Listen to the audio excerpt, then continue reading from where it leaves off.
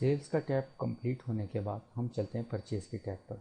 Purchase के tab में हमारे पास परचेज़ का ऑप्शन था जिसको हम ऑलरेडी प्रैक्टिकली देख चुके हैं। उसके बाद हम चलते हैं क्लाइंट के टैब। क्लाइंट के टैब में हमारे पास क्लाइंट रजिस्ट्रेशन का ऑप्शन जिसको हम ऑलरेडी प्रैक्टिकली देख चुके हैं और कर चुके हैं उसका प्रैक्टिकल। नेक्स्ट ऑप्शन है हमारे पास कस्टमर अकाउंट्स। आपके जितने भी क्लाइंट्स हैं जो रजिस्टर्ड क्लाइंट्स हैं जिनसे आप क्रेडिट्स पर परचेजिंग वगैरह जो आपसे करते रहते हैं, उस सारे क्लाइंट्स उनकी डेफिनेटली आपको समटाइम्स एक सॉफ्टवेयर से क्वेश्चन चाहिए होता होगा कि मुझे किसी एक क्लाइंट की या किसी ऑल क्लाइंट्स की जो स्टेटमेंट है वो दे दें। तो इस क्वेश्चन का आंसर हमें सॉफ्टवेयर इस बटन से देता है। उसके लिए हमें क्या करना होगा, कस्टमर अकाउंट्स को क्लिक करना होगा। सॉफ्टवेयर कह रहा है हमें सिलेक्ट कस्टमर, किसी भी एक कस्टमर को आप सेलेक्ट करें। लेट सपोज मेरे पास जो रजिस्टर कस्टमर्स हैं आदिल और ज़ीशान, मैं उनमें से एक आदिल कस्टमर को सिलेक्ट करता हूँ और उसके अकाउंट को सर्च करता हूँ। जैसे ही मैंने सर्च अकाउंट पर क्लिक किया तो आप देखेंगे मेरे सामने एक रिपोर्ट ओपन हो चुकी है जिसमें ऊपर टॉप के ऊपर क्लाइंट जो मेरा उसकी डिटेल आ रही है, जो मेरा कस्टमर है आदिल और उसका बिजनेस नेम एड्रेस वगैरह जो मैंने वहाँ पर सॉफ्टवेयर में एंटर किया होगा वो सब यहाँ पर डिटेल्स शो हो रही हैं मेरे पास। और नीचे उसकी पूरी की पूरी स्टेटमेंट जितनी भी उन्होंने मुझसे परचेजिंग की है वो सारी की सारी जो मैंने टेस्ट इन्वाइसेस एंटर की थी सारी की सारी इन्वाइसेस मेरे पास डिटेल्स के साथ शो हो रही हैं। ड्यू अमाउंट कितनी, पेड अमाउंट कितनी, किस इन्वाइस के इक्वल बैलेंस कितना है, टोटल ड्यू कितनी है, टोटल पेड कितना है और बैलेंस आदिल साहब का मेरे पास अभी कितना आ रहा है। लेट सपोज एक में चीज़ हो रही है, यहाँ पर हमने एक एक्स्ट्रा इसी के अंदर रख दी, बजाय हम उस ऑप्शन को सेपरेटली रखते आसानी के लिए।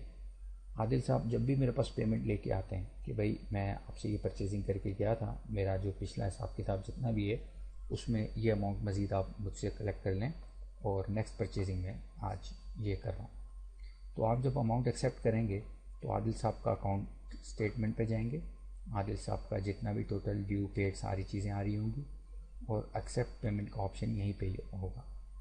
अगर तो आप स्पेसिफिकली किसी इन्वाइस के इक्वल एक्सेप्ट करना चाहते हैं तो आप ऐसे भी कर सकते हैं, वरना आप किसी भी एक इन्वाइस की पेमेंट एक्सेप्ट करें तो वो आदिल साहब के अकाउंट में एडजस्ट टोटलिंग में होती रहेगी।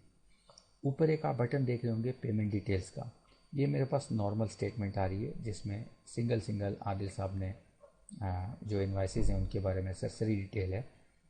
लेट सपोज आप ये देखना चाहते हैं कि आदिल साहब ने जो पेमेंट्स की हैं टोटल पेड, आदिल साहब कहते हैं नहीं यार मैं आपको ज़्यादा पेमेंट कर चुका हूँ, या आपके माइंड में एक क्वेश्चन आता है कि कब कब पेमेंट्स की हैं और कौन कौन सी पेमेंट्स की हैं।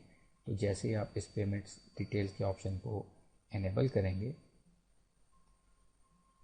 तो ये देखें ये हर इन्वाइस के नीचे जो उसकी इक्वल पेमेंट होगी उसकी डिटेल आ चुकी है। आदिल साहब ने आपसे ये इन्वाइस ली और इस इन्वाइस की इक्वल ये पेमेंट की, इस स्टेट को की और ये पेमेंट मेथड था, cheque cash, bank transfer, cash, what जो भी डिटेल्स होंगी।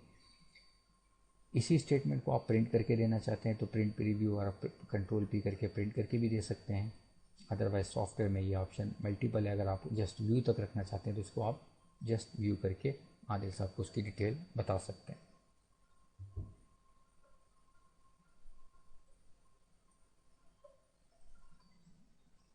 क्लाइंट टैब के बाद हमारा नेक्स्ट टैब सप्लायर का है। सप्लायर के टैब में भी दो ऑप्शन है, सप्लायर रजिस्ट्रेशन जिसको ऑलरेडी हम प्रैक्टिकली देख चुके हैं और सप्लायर अकाउंट्स।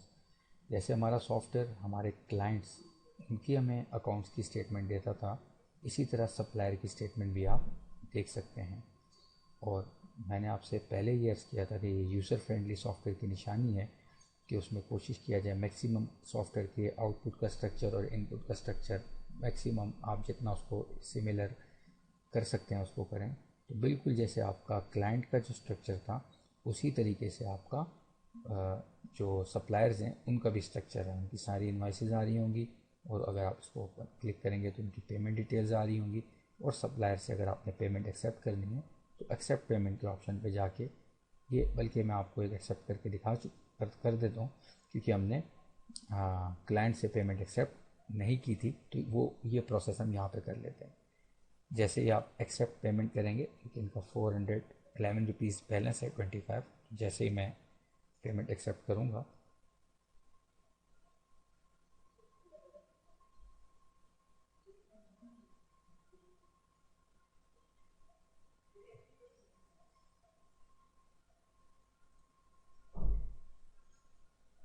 तो मेरे पास ये फॉर्म ओपन हो जाएगा, परचेज़ फॉर्म। यहाँ पर क्योंकि हमारा सप्लायर है तो परचेज़ फॉर्म ओपन हो रहा है, क्लाइंट होगा तो मेरे पास सेल फॉर्म ओपन हो जाएगा। आप यहाँ पर 411.25 बैलेंस रहते हैं, आप इस बैलेंस को रिसीव करें, पेमेंट मेथड सेलेक्ट करें। लेट सपोज मैं ये कहता हूँ पेमेंट मेथड इनका इजी पैसा है, या मैं कह देता हूँ इनका पेमेंट मेथड पेपाल है। चेकआउट करें, बैलेंस ज़ीरो हो गया। देखिए मैंने सेव नहीं किया, लेकिन रिकॉर्ड फिर भी सेव हो चुका होगा। दोबारा जब मैं इसी क्लाइंट की स्टेटमेंट ओपन करता हूँ तो देखिए मेरे पास इनका बैलेंस ज़ीरो आ चुका है। बिल्कुल सेम प्रोसेस, सेम तरीका एक्सेप्ट पेमेंट का हमारे पास क्लाइंट रजिस्ट्रेशन में भी है, जैसा यहाँ है।